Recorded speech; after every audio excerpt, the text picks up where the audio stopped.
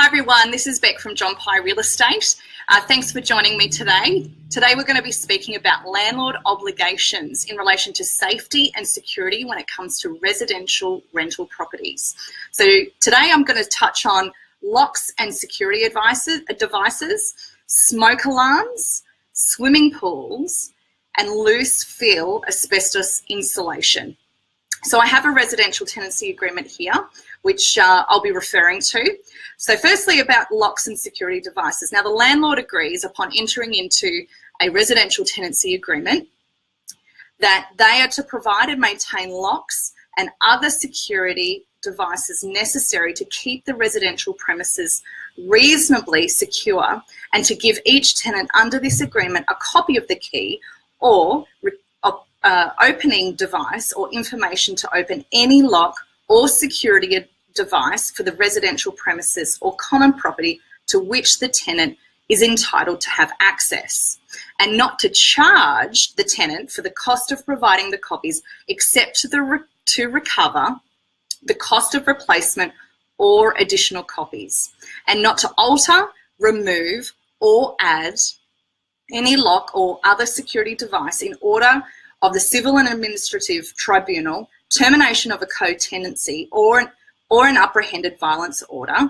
prohibiting a tenant or occupant from having access, or unless the tenant agrees, and to give each tenant under this agreement a copy of any or other opening device or information to open any lock or security device that the landlord changes as soon as practical. So that's no later than 7 days after the change. Now on to smoke alarms. The landlord agrees to ensure that the smoke alarms are installed and maintained in the residential premises in accordance with Section 146A of the Environmental Planning and Assessment Act 1979. If that section requires them to be installed in the premises. Now the landlord, this is the interesting part that you need to take note, the landlord and the tenant each agree not to remove or interfere with the operation of a smoke alarm installed on the residential premises unless they have a reasonable excuse to do so. Swimming pools. The landlord agrees to ensure that at the time that this residential tenancy agreement is entered into, the swimming pool on the residential premises is registered under the Swimming Pools Act 1992 and has a valid certificate of compliance under that act, or a relevant occupation certificate within the meaning of the act, and a copy of that valid certificate of compliance or relevant occupation certificate is provided to the tenant.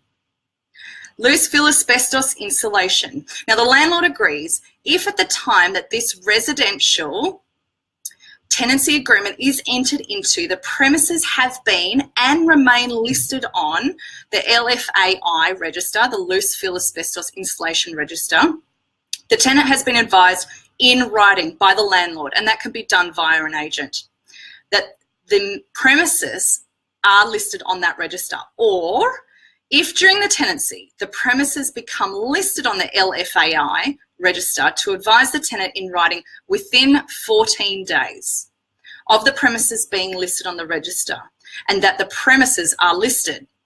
So if you've got any other questions regarding a tenancy agreement, a residential tenancy agreement, or if you have any other questions in relation to an investment property, you're very welcome to get in touch with us at John Pye Real Estate. We'd love to help you. And all of our details are on our website, on our Facebook page, and on our YouTube channel. So thank you so much for watching. And if you need any service at all, we're here and we'd be happy to help you.